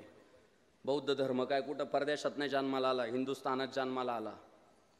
मी जैन पण आहे, मी शीख पण आहे. या माता मावल्या येऊन बसल्या, काय ब्रह्मकुमारीचे ना, अफजल कुमारी तर नाही ना, ब्रह्माचीच कुमारी आहे ना, मग आपलीच आहे ना. पंथ संप्रदाय आडनाव शेवटी सगळे चालले कुठं, रामाकडे चालले ना, सगळे सोबत जाऊ. तो स्वाध्यायाचा आहे, तो नरेंद्र बाबाचा आहे. परवा आता समारोप करतो. तारकेश्वर गडाचे महंत सद्गुरू आदिनाथ बाबा शास्त्री यांच्या पायाजवळ मी बसलो होतो. म्हटलं बाबा, रात्रीची झोप लागत नाही हो. हा आपलाच समाज जर एकमेकांवर तुटून पडला तर पुढं लय मोठी संकट येणार आहे, अवघड होऊन जाईल आपलं. बाबांनी वाक्य फार चांगले वापरले. बाबा म्हटले, बापू एक वैशिष्ट्य आहे आपल्या महाराष्ट्राचं आपला जो हिंदू समाज आहे ना, हा व्याख्यात्यांचं राजकारण्यांचं जास्त मनावर नाही घेत. हा आपला जो हिंदू समाज आहे ना, हा साधू संतांचंच मनावर घेतो. आणि त्यामुळं बापू आपण एक पथ्य पाळू, आपण जातीची बाजू घ्यायची नाही, आपण धर्माची बाजू घ्यायची. हे तारकेश्वर गडाचे म्हणत आदिनाथ बाबा शास्त्रींचं वाक्य आहे की आपण गोमातेची बाजू घ्यायची, आपण भगव्या ध्वजाची बाजू घ्यायची, आपण ज्ञानोबा तुकोबा शिवराय शंभूराजे पुण्यश्लोक अहिल्यादेवी होळकर भारतरत्न डॉक्टर बाबासाहेब आंबेडकर त्यांची बाजू घ्यायची म्हटले. आपण जर जातीयवादी विधानं केले तर समाजात दंगली होणार म्हणजे होणार. ते आदिनाथ बाबांचं वाक्य मा इतकं खोलवर गेलं ना, म्हटलं बस आपण तर आहेच हिंदुत्ववादी. आणि आता पुन्हा पाठीवर आदिनाथ बाबांची थाप भेटली, आता आपल्या धर्माला धोका नाही. एक एका साह्य करू अवघे धरू सुपंथ. आता ज्ञानेश्वर माऊली भजन घेतो, पण अनेकांचा समज आहे ज्ञानेश्वर माऊली भजनात ये सोडला पंचाका कीर्तन संपत नाही. जरा आभार प्रदर्शन करतो, कुणी जागा सोडायची नाही. ज्ञानेश्वर ज्ञानराज माऊली ज्ञानेश्वर माऊली ज्ञानराज माऊली ज्ञानेश्वर माऊली ज्ञानराज माऊली ज्ञानेश्वर माऊली ज्ञानेश्वर माऊली.